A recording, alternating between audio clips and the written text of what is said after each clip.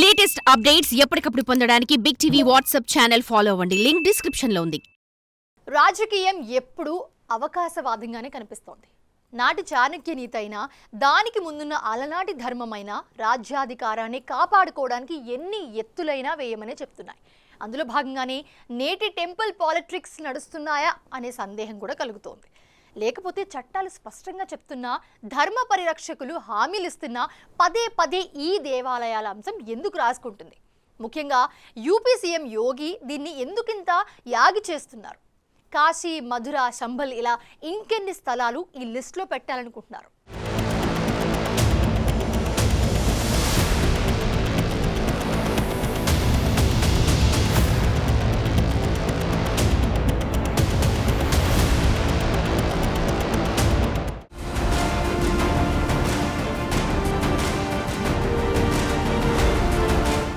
రాజులు రాజ్యాధికారాలు పోయాయి. ఇప్పుడున్నదంతా ప్రజాస్వామ్యం. ఒకప్పుడు రాజులు పాటించిన ధర్మం వేరు, ఇప్పుడున్న సమానత్వపు తీరు వేరు. ప్రజాస్వామ్యంలో అందరి అభిప్రాయాలకు గౌరవం ఉంటుంది. చట్టాలను అతిక్రమిస్తే ఎవ్వరికైనా శిక్ష ఉంటుంది. అయితే అధికారంలో ఉన్నవారికి చట్టాలతో పని లేదన్నట్లు ఇప్పుడు పరిస్థితి ఉంది. ప్రతిపక్షంలో ఉన్నవారికి ప్రభుత్వాన్ని బద్నాం చేయటమే పనిలా కనిపిస్తుంది. సంభల్ మసీదు విషయంలోనూ ఇదే తరహా రాజకీయ వైఖరి బయటపడుతోంది. ఒకవైపు చట్టం భారతదేశానికి స్వాతంత్ర్యం వచ్చిన తరువాత ఏర్పడిన చట్టం నుండి ప్రార్థనా స్థలాలు యథావిధిగా ఉంటాయని వెల్లడించినప్పటికీ కాశీ విషయంలో కోర్టు ముందుకెళ్లిన విధంగానే సంభల్ మసీదు అంశంలోనూ కోర్టు ఆదేశాలిచ్చేసింది. తరువాత దీనిపై అధికార ప్రతిపక్షాలు ఆరోపణలు ప్రత్యారోపణలతో దుమ్మెత్తిపోసుకోవటంలో మునిగిపోయారు. సంభల్లో జరిగిన హింసకు కారణం యూపీలోని ప్రతిపక్ష సమాజ్వాదీ పార్టీ కారణమని బీజేపీ నేతలు చెప్తుంటే, బీజేపీ సర్కార్పై బురద చల్లటానికి అఖిలేష్ యాదవ్ ఇలాంటి కుట్రలు చేస్తున్నారంటూ ఆరోపిస్తున్నారు. एक और गंभीर घटना हुई है जिसके बारे में आपको जानकारी होगी। संभल की सर्वे हो चुका था, चुनाव की चर्चा न हो पाए, हमारी आपकी प्रेस गड़बड़ा जाए, इसलिए जानबूझ करके सुबह सर्वे की टीम भेजी है जिससे माहौल खराब हो जाए, कोई चुनाव पर चर्चा न कर सके। और जो जानकारी मिल रही है उसमें जानकारी है कि कई लोगों को चोट पहुंची है, कई लोग घायल हैं और एक नौजवान नहीं उसकी जान चली गई है। आखिरकार जब सर्वे हो चुका था मस्जिद का, तो दोबारा सर्वे क्यों करा ये सरकार, और वो भी सुबह और बिना तैयारी के? ఎస్పీ అధినేత ఎంపీ అఖిలేష్ యాదవ్ కేంద్రంలో రాష్ట్రంలో ఉన్న బీజేపీ ప్రభుత్వాలే సంభల్లో హింసకు కారణమని చెప్పారు. 2 సార్లు సర్వే ఎందుకు చేశారని, ముందస్తు జాగ్రత్తలు తీసుకోకుండా ఎలా సర్వే నిర్వహించారని ప్రశ్నించారు. దేశంలో బీజేపీ చేస్తున్న ఎన్నికల మోసాలు బయటపడకుండా ఉండడానికి ఆ పార్టీ ఇలాంటి వివాదాస్పద అంశాలను లేవనెత్తుతోందని ఆరోపించారు. అదే సమయంలో సంభల్ హింసకు కారణమయ్యారనే ఆరోపణలపై సమాజ్వాదీ పార్టీ నేత సంభల్ ఎంపీ జియా ఉర్ రెహమాన్ ను పోలీసులు అదుపులోకి తీసుకున్నారు. 2 మహిళలతో సహా ఇప్పటి వరకు 250 మందిని పోలీసులు అదుపులోకి తీసుకుని విచారిస్తున్నారు. అయితే ఎంపీ జియా ఉర్ రెహమాన్ మాత్రం దేశంలో అల్లర్లు సృష్టించడానికి ఇది అధికార పార్టీలు చేస్తున్న కుట్రగా పేర్కొన్నారు. సంభల్ మసీదు వ్యవహారంలో కోర్టు ఆదేశాలను సంభల్ ముస్లింలు గౌరవించారని, అవసరమైతే హైకోర్టులో మా వాదనలు వినిపిస్తాం తప్ప ఎలాంటి అల్లర్లకు పాల్పడేది లేదని స్పష్టం చేశారు. प्रदेश और देश में ऐसे हैं जो देश का माहौल ख़राब करना चाहते हैं और हम उनके खिलाफ हैं। हम नहीं चाहते कि इस देश का कोई माहौल ख़राब है। हम चाहते हैं कि सब लोग मिलकर के रहें और देश की तरक्की के लिए आगे कदम उठाएं। लेकिन जो बाहर के लोगों ने आकर के यहाँ पर आप एक रिट दायर करी और उसमें सर्वे का वो किया, न्यायालय ने आदेश भी दिया, लेकिन इसके बावजूद हमें आपत्ति इस बात की थी कि कोर्ट ने 7 दिन का वो दिया था, जबकि दूसरे उसको हमें नोटिस दे करके हमसे जवाब नहीं मांगा गया कमेटी से। जबकि कमेटी से जवाब मांगते उसके बाद आदेश देते तो सही था। और ये हमारा ये भी अधिकार है कि कोर्ट के आदेश से हम लोग संतुष्ट हैं या हम कोर्ट के आदेश के विरोध में हैं। कोर्ट के आदेश से हम संतुष्ट नहीं होते तो इस वजह से हम हायर कोर्ट के अंदर हमें जाने का हमारा अधिकार है। ఇక ఉత్తరప్రదేశ్లో ముఖ్యమంత్రి యోగి ఆదిత్యనాథ్ ఏడాది క్రితమే దేశంలోని దేవాలయాల పునఃప్రతిష్ఠాపనపై కీలక వ్యాఖ్యలు చేశారు. అయోధ్యలో రామ మందిరం నిర్మాణం తరువాత కాశీ నగరం మేల్కొన్నట్లు కనిపిస్తోందని వ్యాఖ్యానించారు. మధుర, బృందావనం, విద్యావాసిని ధామ్, నైమిష్ ధామ్ దేవస్థాన యాజమాన్యాలు సైతం మేల్కొంటున్నాయని చెప్పుకొచ్చారు.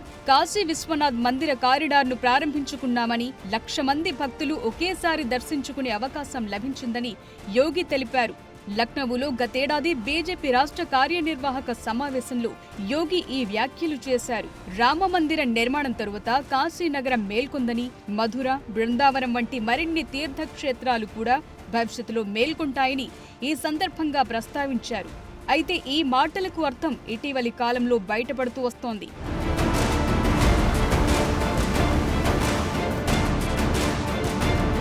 ఈ ఏడాది జూన్ నెలలో ఉత్తరప్రదేశ్లో ఉన్న మహాభారతం నాటి స్థలం విషయంలో కూడా కోర్టు ఉత్తర్వులు జారీ చేసింది.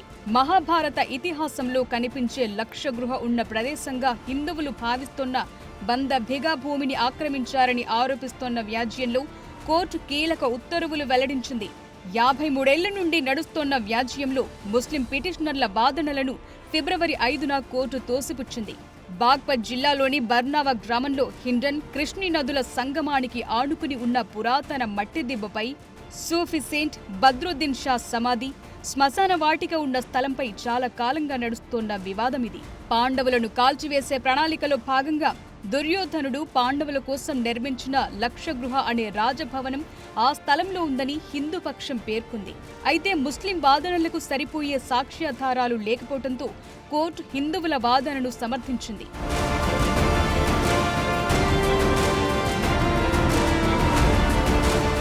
అయితే భారతదేశంపై దండయాత్ర చేసిన ముస్లిం రాజులు చాలా చోట్ల మసీదులను నిర్మించారన్నది నిర్వివాదాంశం. అది శతాబ్దాల నాటి చరిత్ర. భారతదేశానికి స్వతంత్రం వచ్చిన తరువాత వివాదాలను పరిష్కరించే క్రమంలో స్పష్టమైన చట్టాలు కూడా రూపొందించారు. ఇందులో భాగంగానే దేశంలోని పలు మసీదులు పురావస్తు శాఖ కిందకు వెళ్లాయి. సంభల్లోని జామా మసీదు కూడా ప్రస్తుతం రక్షిత స్మారక చిహ్నంగా ఉంది.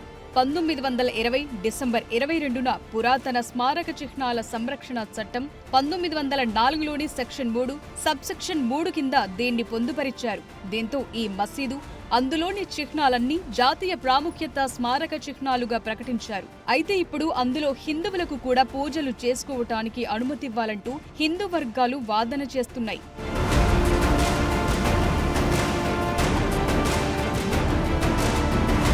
భారత పురావస్తు శాఖ సర్వేల్లో ఒకనాటి చరిత్రను తెలిపే చాలా వస్తువులు కనిపించిన మాట వాస్తవం. మధుర, మేరఠ్, హస్తినాపూర్, కాశీ వంటి నగరాల్లో ఒకే రకమైన వస్తు విశేషాలు కూడా కనిపించినట్లు గతంలో చాలా ఉదాహరణలున్నాయి. ఈ నగరాలన్నీ నాటి మహాభారతంలో ప్రస్తావించారని కూడా చరిత్రకారులు చెప్తారు.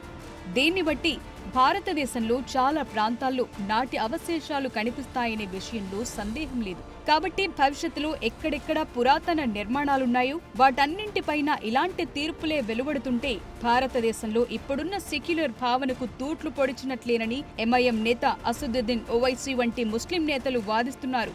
అందుకే కోర్టులు ఇలాంటి కేసులను మొదట్లోనే తిరస్కరించాలని ఓవైసీ చెప్తున్నారు.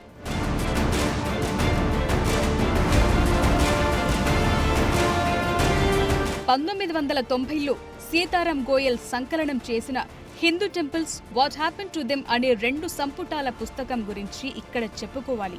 గతంలో హిందూ దేవాలయాలుగా ఉండి కూల్చివేసి మసీదులుగా మార్చిన ఇలాంటి వేలాది మతపరమైన ప్రదేశాల గురించి ఆధారాలతో సహా ఈ పుస్తకంలో వివరణ ఇచ్చారు రచయితలు.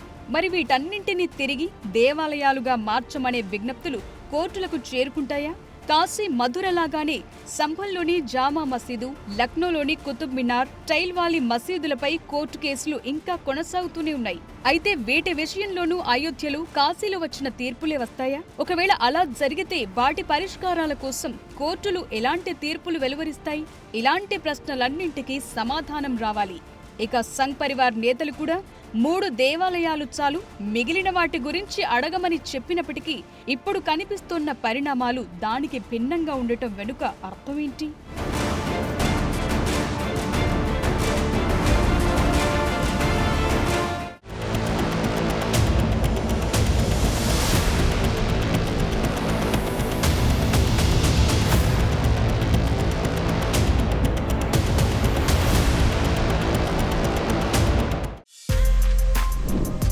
For more videos like this, subscribe Big TV channel.